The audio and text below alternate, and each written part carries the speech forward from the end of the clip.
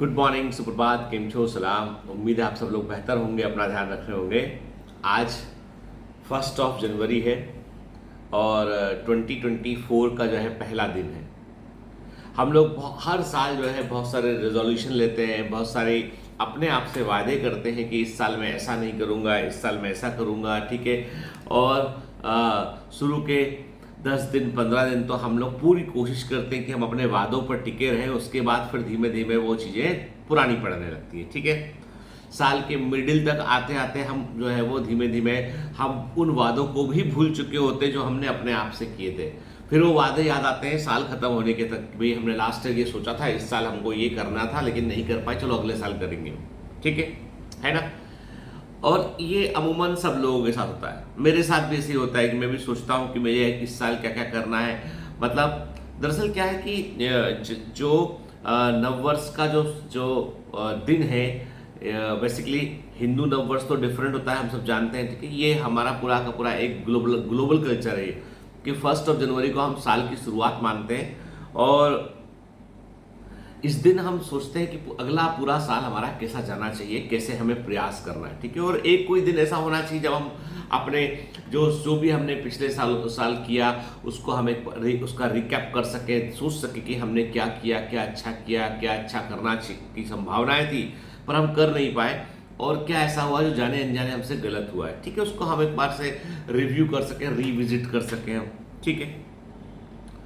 अब मेरा कहना यह है आपसे कि जैसे आप नए साल को सेलिब्रेट करते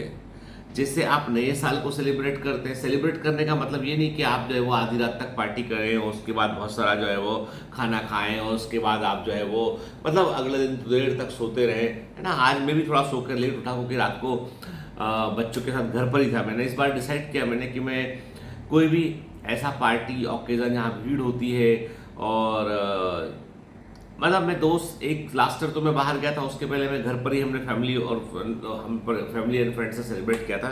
इस बार मैंने सोचा प्योरली बच्चों के साथ ही रहेंगे हम, ठीक है। अपने काम को एक बार रिविजिट करेंगे, देखेंगे कि क्या और कर सकते हैं हम। और मुझे सच बताऊं कि मुझे सबसे अच्छा फील इस साल आया क्योंकि रात को लेट नाइट की पार्टी नहीं थी, हाँ, लेकिन तब भी 12 बजे तक हम लोग जगते रहे बच्चे और हम लोग केक वेक काटे। उसके बाद ना कि बच्चों ने मतलब फैमिली ने एक दूसरे को जो है विश किया और प्रॉमिस किया कि अगले साल हम लोग सब बेहतर करेंगे।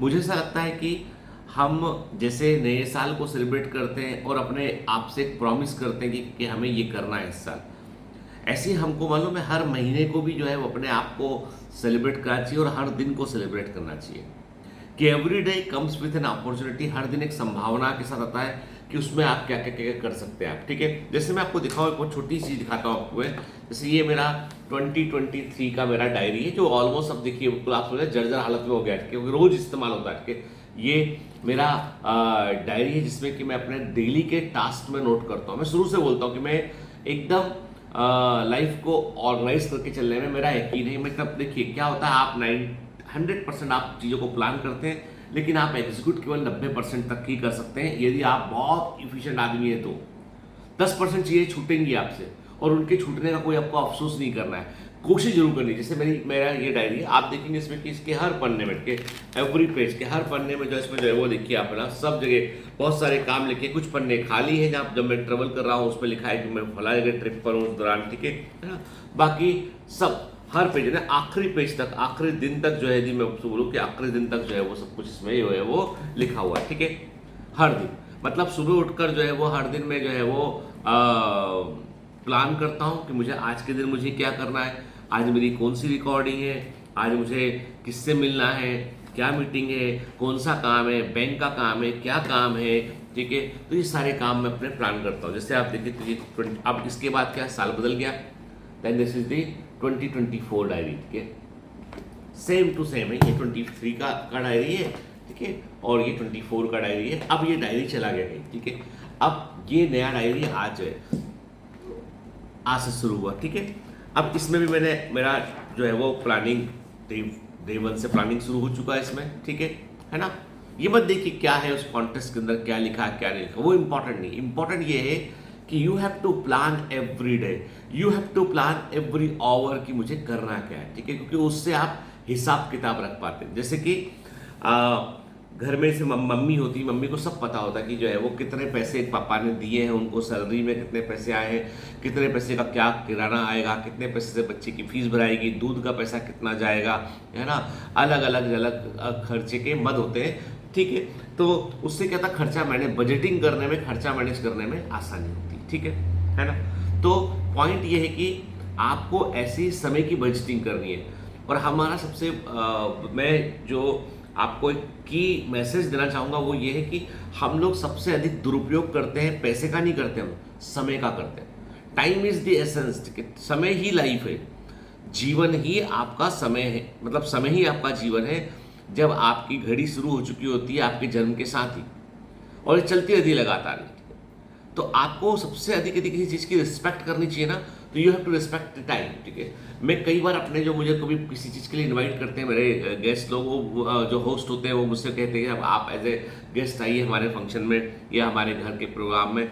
तो मैं साफ साफ पूछता हूँ उनसे, मैं साफ साफ पूछता हूँ कि मुझे ये बताइए, आप ये बताइए कि जो है एग्जैक्ट टाइम क्या है, मतलब आपके यहाँ यदि मैं फंक्शन में आ रहा हूँ तो उसका एग्जैक्ट टाइम उसका जो है वो क्या है, ठीक है, ठीक। मतलब यदि आपने 9 बजे बोला तो क्या वाकई 9 बजे आना है या 10 बजे तक आना है या 10:30 या ऑनवर्ड्स कब आ जाऊं मैं, बेहतर टाइम क्या है इसका। क्योंकि मुझे लगता है कि मेरा वक्त जो है वो मेरी जिंदगी है, और मैं यदि आपको वक्त देता हूँ ना, हर दिन मैं आपके 15 मिनट भी आता हूँ, आपसे रिकॉर्ड करता हूँ और आप उसको अपलोड करके आपसे मैं कनेक्ट करता हूँ, तो I am giving you 15 minute of my life, ठीक है। And if you are listening to me and then you are giving 15 minutes to that particular channel or particular to me, ठीक है। मतलब मेरे और आपके बीच जो कनेक्शन बना है ना, ये समय जीवन के एक्सचेंज का समय। whenever you are आप जब भी कभी जो है वो you are exchanging time with other व्यक्ति, अदर पर्सन, ठीक है, तो क्या होगा बेटा, उससे होगा ये कि हम कनेक्ट क्यों करते हैं। लोग कहते हैं ना, किसी को यदि आपको अपने दिल के करीब करना है, किसी व्यक्ति को से आपको संबंध ठीक करना है, तो आपको उसको टाइम देना पड़ेगा।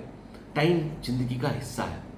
आप जब कभी भी यार, और हम क्या करते हैं, हम अपने दोस्त, जो हमारा सबसे अच्छा फ्रेंड होता है ना, हम उसकी वैल्यू किसे करते हैं, तूने मेरे को गिफ्ट में क्या दिया था, तूने मेरे को गिफ्ट में 500 रुपये की चीज़ दी, 1000 रुपये की चीज़ दी, तूने मुझे घंटे दिए, 10 घंटे दिए, 5 घंटे दिए, उसका वैल्यू नहीं करते। हमको वैल्यू मटेरियलिस्टिक चीज़ों की नहीं करना चाहिए, हमें वैल्यू उस चीज़ की करना चाहिए जो नॉन रिप्लेसेबल, जिसको आप रिप्लेस नहीं कर सकते, जिसको आप नया नहीं, रिन्यू नहीं कर सकते आप, उसकी हमको वैल्यू करना चाहिए। तो जो भी आपको समय देता है वो इंपॉर्टेंट व्यक्ति है। आप किसी को समय देते हैं, आप उसकी ज़िंदगी का बहुत बड़ा हिस्सा, मतलब अपनी ज़िंदगी का एक बड़ा हिस्सा उसको ट्रांसफर कर रहे हैं, दे रहे हैं, आप समय दे रहे हैं उसको। तो टाइम की वैल्यू कीजिए। इसलिए कभी भी है ना, मतलब जहाँ भी समय का क्षरण हो रहा हो, आप अपने गोल के लिए जाते हैं और आपको लगता है कि यार हम लेट हो गए, डिले हो रहे हैं, पता नहीं, समझ नहीं आ रहा क्या करें हम, ठीक है, एनालाइज कीजिए। निश्चित तौर पर मैं कहता हूँ लॉज ऑफ थर्मोडायनेमिक्स हर जगह काम करते हैं। आप ऊर्जा कहीं और लगा रहे हैं, आप ऊर्जा सही चीज के लिए नहीं लगा रहे हैं, ठीक है। मैं उस कमरे में मोमबत्ती जला दूं, इस कमरे में मैं चाय का पतीला रख दूं और बोलूं कि उस मोमबत्ती से चाय पक जाए, नहीं पॉसिबल है, ठीक है। समय, वक्त जो है वो जो गुजर रहा है, उस गुजरते वक्त में आप क्या पका रहे हो अपने लिए, what is the recipe in your basket, क्या रेसिपी है तुम्हारे पास में, व्हाट आर द इंग्रेडिएंट, क्या इंग्रेडिएंट के, ऑनेस्टी, डिसिप्लिन, ये इंग्रेडिएंट है सफलता के संगठक है। सफलता के इंग्रेडिएंट क्या होते हैं, ऑनेस्टी होता है, डिसिप्लिन होता है, वो सबसे इंपॉर्टेंट चीज है, कमिटमेंट अपने आप से होता है, पैशन होता है। अब बायोमेंटर्स जो है अपना कमांड, अब मैंने कल अनाउंस भी किया था कि बायोमेंटर्स का जो कमांड सेंटर है उसका इनॉग्रेशन 11 मई को है, 11 मई को इसका इनॉग्रेशन है, 16 मई से क्लासेस लगेंगी। ऑफलाइन क्लासेस होंगी, सिर्फ और सिर्फ भोपाल में होंगी। पूरे इंडिया में, पटना में, लखनऊ में, प्रयागराज में अभी कोई कहीं सेंटर नहीं खोले जाएंगे, क्योंकि बायोमेंटर्स एक बूट स्ट्रैप्ड कंपनी है। बूट स्ट्रैप्ड का मतलब है जो कंपनी किसी से भी फंडिंग लिए बगैर अपने दम पर काम कर रही है। और बायोमेंटर्स का जो नज़रिया है वो ये है कि हम अननेसेसरी हंगामा या हल्ला नहीं करेंगे, हम क्वालिटी पे काम करेंगे। हम जो है सेंट्रल इंडिया को, भोपाल को हम कोटा के समान बेहतर बनाने के लिए प्रतिबद्ध हैं हम, ठीक है। कितना सफल होते हैं ये आने वाला वक्त बताएगा, लेकिन जो मेन मुद्दा है वो ये है कि मैंने देखा, मैंने टीम से पूछा तो बहुत बड़ा रहे भोपाल, व्हाई नॉट कोटा? अब आप खोल ही रहे तो कोटा में क्यों नहीं खोलते आप? उसके पीछे बड़ा कारण है एक्सपेंसेस। बच्चों के बहुत बड़े एक्सपेंस कोटा के अंदर केवल रहने और खाने में जाते हैं। जो हॉस्टल फी है उसका अंतर दुगने से भी अधिक है। जो हॉस्टल फी है उसका अंतर दुगने से भी अधिक है। इन्वायरमेंट जो है वो टॉक्सिक है। पढ़ने के लिए अच्छा है, कई बच्चों के लिए मोटिवेटिंग है, कई बच्चों के लिए वो टॉक्सिक है, दम घुटने वाला। जैसे मुझसे कोई बोल देना कि मैं मुखर्जी नगर जाके पढ़ लूँ यूपीएससी तैयारी, तो मैं पता नहीं, मैं शायद से उतना पॉजिटिव नहीं रह पाऊंगा। मैंने किस्सा आपसे शेयर भी किया है। कल जब हम लोग एक मूवी आई है 12th फेल, तो कल भारती उस मूवी को जैसे देखना शुरू किया हम लोगों ने नेटफ्लिक्स पे, तो या उस पर क्या डिज्नी स्टूडियो पे किस पे वो मूवी है, तो भारती ने मुझे पहली चीज़ बोली यदि मैं मुखर्जी नगर जाती, यदि मैं इस तरह के संघर्ष में मैं होती तो शायद मैं ना निकल पाती। क्योंकि भारती बहुत टैलेंटेड है, पहली बार में उसने यूपीएससी के इंटरव्यू तक गई, सिलेक्ट भी हो गई उठ के, मतलब बहुत कम उम्र में भारती सिलेक्ट हुई है। तो वो मुझसे बोलते हैं कि दिमागी conditioning of brain is much more important than what is your जो है वो आप क्या करना चाहते हैं, उससे इंपॉर्टेंट है आउटसाइड एनवायरनमेंट जो आपकी दिमाग की कंडीशनिंग करता है। ये मूवी मुझे डरा रही है, ये मुझको भय दिखा रही है, और जो भय में होते हो आप तो कभी बहुत बड़ा अचीव नहीं कर पाते हो। आपको अपने ऊपर भरोसा होना चाहिए कि यही किताबों से आएगा और कहीं बाहर से नहीं आएगा, इन किताबों को मुझे पढ़ना है, और वो कर दिखाई। ऐसे में एक दो नहीं, वो कई लोग को जानता हूं। जो भारती की सिस्टर है, उनके हस्बैंड जो है सतीश रॉय, वो कहीं नहीं गए पढ़ने, 2 बार के स्टेट पीएससी के टॉपर है, 2 बार के रिजल्ट डेट हुआ, rank one and dam intelligent. तो ऐसा नहीं है, मतलब कि आपके अंदर कितना उसको जिस चीज को आप चाहते हैं उसके लिए कन्विक्शन कितना, वो इंपॉर्टेंट चीज है। तो बायोमेंटर्स ने क्या किया है कि अभी अपना भोपाल पर में एक उसका नाम भी है, कमांड सेंटर ही नाम है उसका, कोई कोचिंग क्लास नाम नहीं उसका, Biomentors command centre exclusively for NEET. NEET के अलावा किसी और कोर्स की कोई बात नहीं होगी, ना आईआईटी की बात होगी, ना यूपीएससी की बात होगी, ना सिर्फ और सिर्फ NEET, exclusive institute for NEET, number 1। Number 2, 5,000 बच्चा, 10,000 बच्चा, 15,000 बच्चा, ये सब फालतू बातें नहीं होंगी, क्योंकि quality is much more important than the quantity. हमारे लिए देखो, लालच का तो कोई अंत नहीं है ना। आप 50,000 बच्चा पढ़ा लो, 2 लाख बच्चा पढ़ा लो, आपकी आकांक्षाएं बढ़ती चली जाएंगी कि मेरा टर्नओवर इतना 1,000 करोड़ होना चाहिए। वो सब चीजें मटेरियलिस्टिक है। रियल चीज है कि मैं और आप यदि संपर्क में हैं और हम क्या प्रोड्यूस कर पाते हैं, क्या समाज को दिशा दे पाते हैं, ये इंपॉर्टेंट चीज है। एक आदमी का विकास वर्सेस जो है सारे लोगों का मानसिक विकास, सबका विकास हो, सबका चरित्र बलवान हो, सब लोग अच्छा राष्ट्र के लिए कर सके, वो इंपॉर्टेंट चीज है।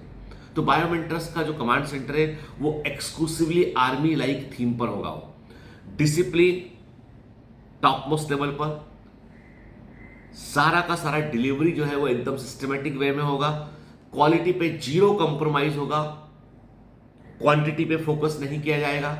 सिर्फ और जैसे बायोमेंटर्स ऑनलाइन का अपना एक डिसिप्लिन है, अपना एक पूरा सिस्टम है, टारगेट बैच, फोकस बैच, ठीक है, हर बैच में बायोमेंटर्स का अपना एक डिसिप्लिन है, एक डेकोरम है, जिसको फॉलो कराते हैं, आपसे मेहनत करवाते हैं पॉजिटिव इन्वायरमेंट के साथ। कोई बैचेस में डिस्क्रिमिनेशन नहीं होगा कि ये वाला बैच ये बैच है, ये वाला बैच वो बैच है, तुम उसमें वो भी नहीं होगा। दूसरी बात है कि हर बच्चे को एक पॉजिटिव इन्वायरमेंट के साथ में उसकी दिमागी ट्यूनिंग भी की जाएगी, उसकी मानसिक ट्यूनिंग की जाएगी, ताकि वो सफलता के लिए अपने आप को तैयार करके आगे बढ़ सके। हमारा पर्पस जो है वो ये कि हम अच्छा रिजल्ट लेके आए, तो पर्पस है ही हमारा कि हम टॉप रैंक लेके आए। लेकिन हमारा पर्पस ये मैक्सिमम बच्चे जो हमारे पास पढ़े वो सिलेक्ट हो, मैक्सिमम बच्चे जो हमारे पास पढ़े वो सिलेक्ट हो।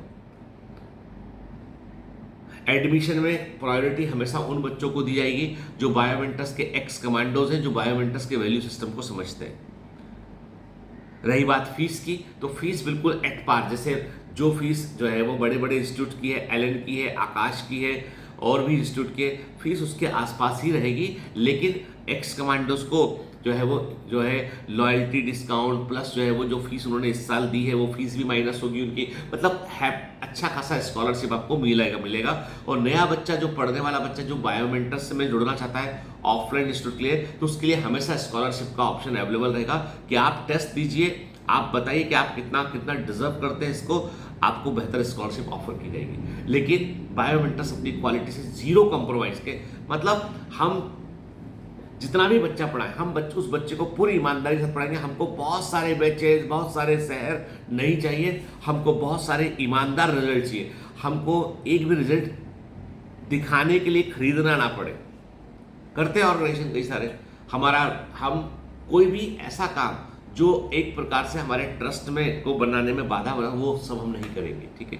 हम फिर से मैं कह दूँ आपके, हम उसूलों वाले ऑर्गेनाइजेशन है, ऑनेस्ट ऑर्गेनाइजेशन है, और हम उस परंपरा को फॉलो करेंगे।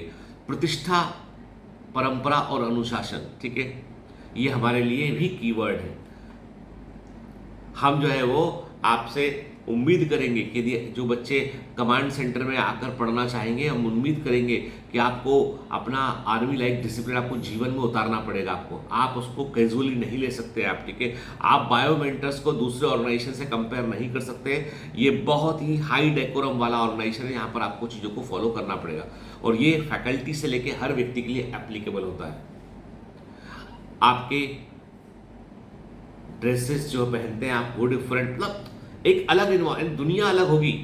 उस दुनिया में जब आप इंटर कदम रखेंगे तो आपको लगेगा कि नहीं यार, हम जो है वो किसी ऐसी जगह पे आ गए जहां पर हमारे पास एक ही विकल्प है कि हमको बेहतर करना है, अपने आज से कल हमारा बेहतर होना चाहिए, ये विकल्प रहेगा। अब ये सब मैंने आपसे इसलिए शेयर किया क्योंकि बहुत सारे बच्चों के दिमाग में बहुत क्वेरी आ रही है, तो हम लोग जो है बहुत जल्दी इसके बारे में पूरा डिटेल्ड वीडियो बना के मैं आपको दूंगा कि व्हाट इज गोइंग ऑन, कि हो क्या रहा है, कैसे होगा ये चीज़, और उसमें किन बच्चों को आना चाहिए, ठीक है। बायोमेंटर्स ऑनलाइन जैसे काम कर रहा है वैसे काम करता रहेगा, बेहतर करने की कोशिश करेगा, और बेहतर करने की, और सिस्टमेटिक। बायोमेंटर्स ऑनलाइन के अंदर भी कुछ बड़े जबरदस्त क्रांतिकारी रिवॉल्यूशन चेंज होने वाले हैं, जो सिस्टम है वो और डायनामिक होने वाला है, और आपको रीड करने वाला होने वाला, ताकि आपको और बेहतर से वो गाइड कर सके। कुल मिलाकर बात ये है कि हम हमेशा आने वाले कल में और बेहतर देने का सोचते हैं हम, ठीक है। हो सकता है कि कई बार हमारे जो हमने गोल तय किए वहां तक हम ना पहुंच पाए, लेकिन मैंने कहा ना, बगैर लक्ष्य के तो कहीं पहुंच ही नहीं सकते आप। कोई लक्ष्य डिसाइड करोगे तो कहीं तो पहुंचोगे, और कहीं पहुंचना जरूरी है, कि जीवन में रुके रहने से अधिक जरूरी है कि चलते रहे चलते रहे चलते रहे, तो कहीं ना कहीं आप पहुंच जाएंगे। तो मैं नव वर्ष में आप सभी से ये बोलूंगा कि आप भी एक इन्वेस्टमेंट जरूर कीजिए अपने ऊपर। वो इन्वेस्टमेंट कीजिए कि एक आप कोई डायरी लीजिए समय का हिसाब रखने के लिए, नहीं तो बायोमेंटर्स की कमांडो डायरी जो अवेलेबल है वो लीजिए। स्टोर पर जो बायोमेंटर्स की कमांडो डायरी है वो बहुत अच्छी डायरी है, उसमें आप अपने डेली के पढ़ने लिखने का हिसाब किताब लिख सकते हैं। और एक जनरल डायरी लीजिए कि आपने आज क्या सीखा, क्या आपके जीवन में घटा, क्या इंपॉर्टेंट इवेंट था, मुझे समय का क्या यूज करना चाहिए, कोई भी डायरी, क्या, ठीक। ये तो बड़े साइज की है क्योंकि बड़ा सारा काम लिखना होता है इसमें। आप कोई भी एक चीज रखें, साल भर साथ रखें उसको। जैसे ये 2023 का पूरे साल मेरे लास्ट में पूरा साल रहा है इसमें साथ, ठीक है। आप भी साथ रखें इसमें, आप भी इसको साथ रखें। जैसे कई बार क्या होता है, कई बार जैसे हम देखते हैं कि कई बार जो है वो, जैसे काम पूरा होता गया, हम उसको टैग करते गए, जो काम पूरा नहीं हुआ उसको हमने छोड़ दिया, अगली बार उसको ट्रांसफर कर दिया हमने कि ये काम पूरा करना है, ठीक है। फिर खुद सोचते हैं हम कि नहीं यार,